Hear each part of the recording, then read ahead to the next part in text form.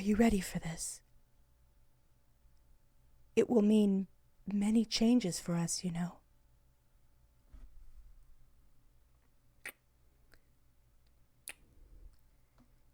Yes, I'm ready. Come, my love. Let us embrace our destiny. Lords and ladies of Jedi, I present to you Her Royal Majesty, Queen Raven of Jedi.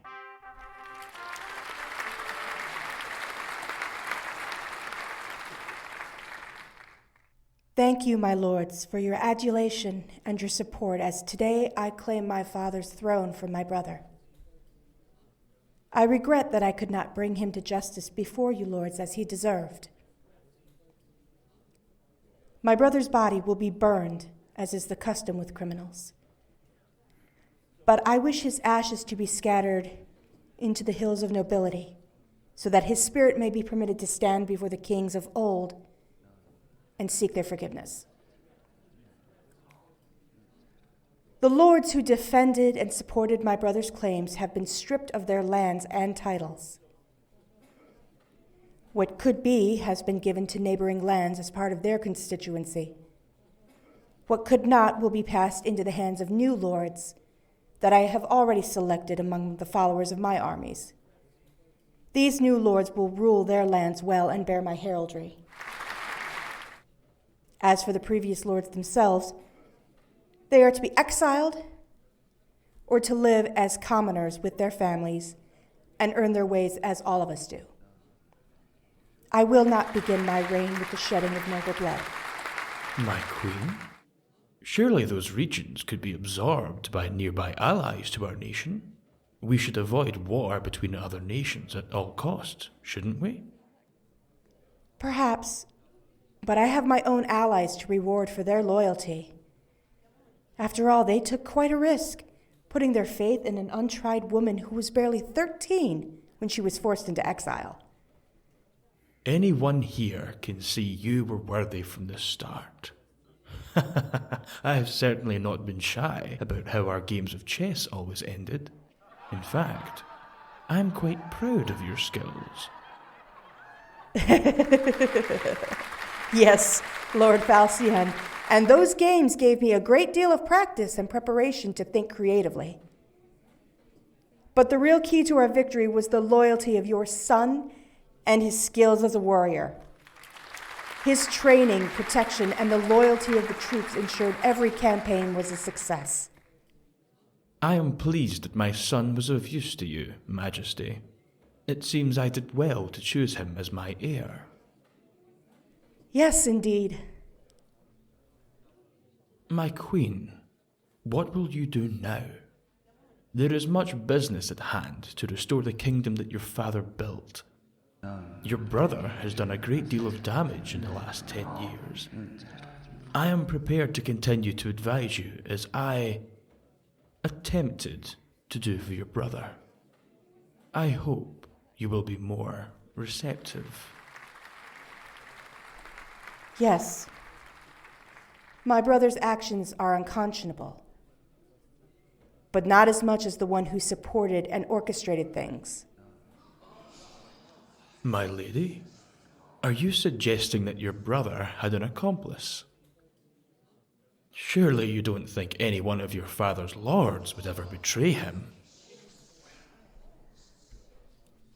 My brother was self-indulgent, always belittling those he saw as beneath him.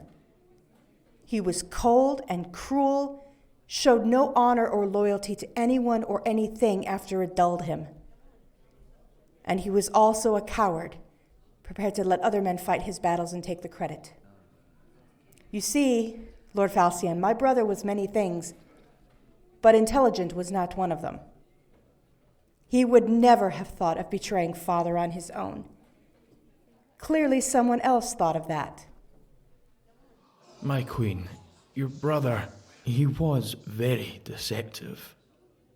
In the time that I knew him, tried my best to advise him, he proved to have a devious mind. Did he? Because, as I also recall, you tried to teach him chess as well. Each game ended with him behaving like a petulant child. I will agree to that. But as I said, he was very deceptive. Perhaps more cunning than any of us gave him credit for. The other thing I know about my brother is that he never confronted my father alone for anything. Whatever the reason, he would always come with at least one bodyguard. No, my brother was a paranoid coward who would have never sought to rule because he would then never be able to drink and seek out the pleasures of the world again. But you, Lord Falcion, you knew that when you first spoke to him about it, didn't you? What? You see, I was not at the summer palace with my ladies and my maids as you supposed. That day of my brother's uprising, I had gone to see my father alone, to show him my latest embroidery. When the sounds of men shouting and screaming first began, my father sent me to hide, but I never left the room. I was behind this very tapestry when you cut my father down and declared my brother king. No. I was there when my brother cheered about your plan and how he would celebrate that night in all manner of debauchery. My queen! And I was still there when you left your son to dispose of my father's body. But your son soon learned that he wasn't alone. I had come from hiding and was there sobbing and begging for my father to return. I wore that bloody dress for a month after that. Son, you never...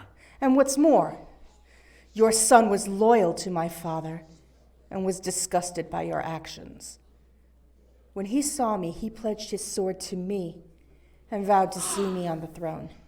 It was he that helped me escape. You bastard! You would betray your own father. Can one betray a traitor? Your son is a loyal knight to the throne of this kingdom. And he has asked to be my husband. What? Your son has inherited not only your wealth, lands, and title as a lord, but he will rule beside me as my consort. No, I will not make him my heir. Then your lands are forfeited and passed to him anyway under the title of Duke. You stupid woman! This was all perfectly planned. Almost, Falcion. Save for one thing. You saw me as a pawn in your game. I am no pawn. I am a queen.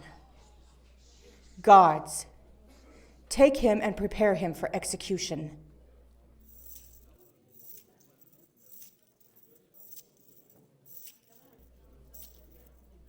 It seems I misspoke that I would have no bloodshed at the beginning of my reign.